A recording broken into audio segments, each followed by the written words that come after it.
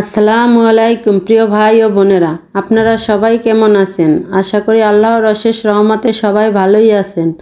আলহামদুলিল্লাহ, আমিও আল্লাহর অশেষ রহমতে ভালোই আছি। আজকে আমি দু রকমের শাক রান্না করব। এখানে আমি খেতা শাক তুলে এনেছিলাম,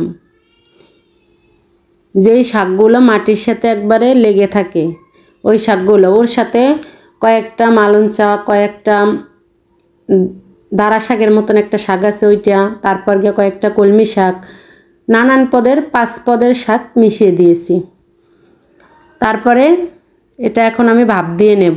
ভাপ দেওয়ার জন্য এখানে আমি পেঁয়াজ, কাঁচামরিচ, আলু, লবণ এসব দিয়ে ভাপ দিয়ে নিয়েছি। একটু ভাপ দিয়ে নিলে কি হয়, শাকটার কালারটা সুন্দর থাকে।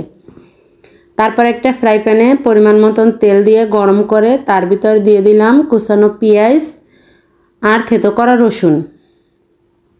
বেশ খানিকটা রসুন দিয়েছি।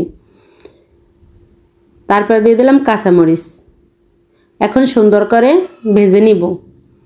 আসলে এই শাক রান্নায় তেল, পেঁয়াজ, কাঁচামরিচ যে যারা যেরকম ঝাল খেতে পছন্দ করে, একটু ঝালের পরিমাণটা বেশি দিলে খেতে অনেক মজা হয় এভাবে রান্না করলে। তারপরে পেঁয়াজ, মরিচ, কাঁচামরিচ একদম বাদামি কালার করে ফেলেছি। তারপরে শাকটা দিয়ে এখন ভালো করে নেড়েচেড়ে মিশিয়ে নেব।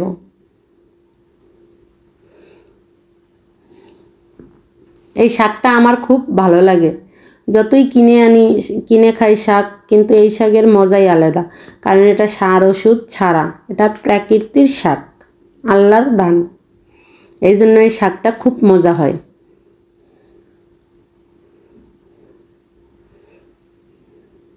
এই শাকটা এইভাবে ভাজি করলে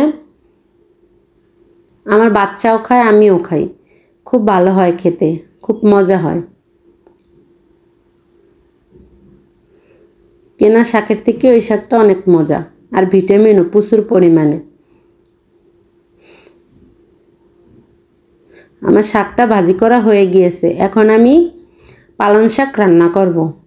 এর জন্য এখানে আমি একটা পাতিলে পরিমাণ মতো তেল গরম করে নিয়েছি। তারপরে দিয়ে দিব এখানে কুচানো আলু। আলুটা আমি কুচিয়ে দিয়েছি, তার কারণ পরে বলছি, আপনারাই দেখতে পারবেন। আলুটা বেশ কিছুক্ষণ তেলে ভেজে নিব।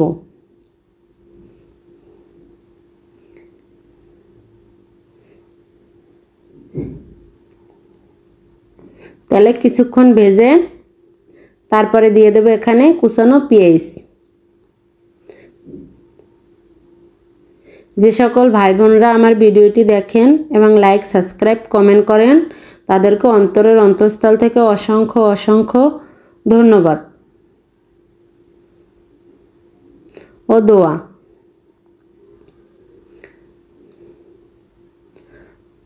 তারপর দিয়ে দেব কাঁচামরিচ। আজকে আমি একটু গুঁড়োমরিচ ব্যবহার করব না। তারপর বেশ কিছুক্ষণ ভেজে নিব। ভেজে একে একে সব কিছু দিয়ে দেব। এইভাবে যদি পালং শাক রান্না করা যায় তাহলে খেতে অনেক মজা হয়। অনেক ভাই বোনরা আছেন ভিডিওটি দেখেন কিন্তু একটা লাইক দিতে ভুলে যান। প্লিজ একটা লাইক দিয়ে ভিডিওটি কন্টিনিউ করবেন। আপনাদের একটা লাইক আমার কাছে অনেক মূল্যবান। আর আমার রান্নাবান্না কেমন লাগে আপনারা কমেন্টে জানিয়ে যাবেন। আপনাদের একটা কমেন্ট আমার আর একটা ভিডিও বানানোর উৎসাহ যোগায়। তারপর এখানে আমি বেশ কিছুটা চিংড়ি মাছ দিয়ে নিলাম। চিংড়ি মাছটাও এখন সব কিছুর সাথে তেলে ভেজে নিব। কে কে এভাবে পালং শাক রান্না করে খান কমেন্টে জানাবেন, আর এটা খেতে কীরকমের হয়। আমি বড় মাছ দিয়েও রান্না করে খাই, এভাবেও খাই।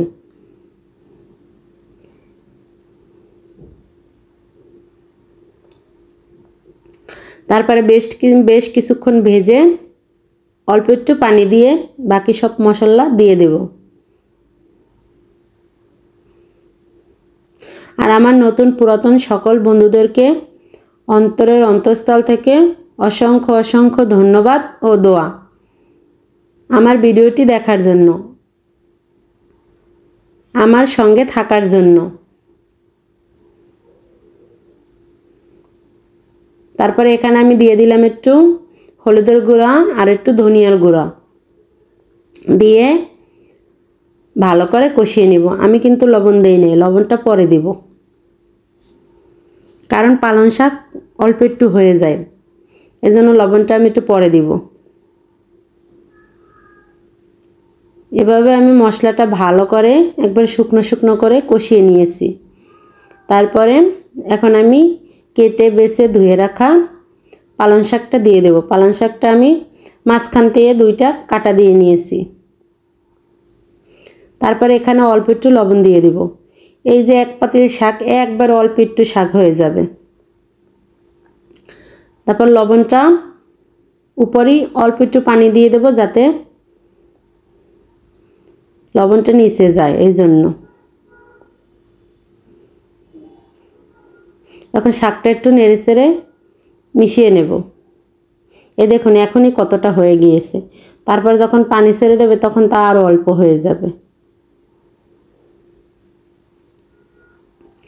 আর আমার ভিডিওটি কোনো অংশ যদি আপনাদের কাছে ভালো লাগে তাহলে চাইলেই আমার চ্যানেলটি সাবস্ক্রাইব করে রেখে দিতে পারেন। আমি কোনো ভিডিও ছাড়ার সঙ্গে সঙ্গে আপনাদের কাছে নোটিফিকেশন চলে যাবে, আপনারা আপনাদের সময় সুযোগ মতন দেখে নিতে পারবেন।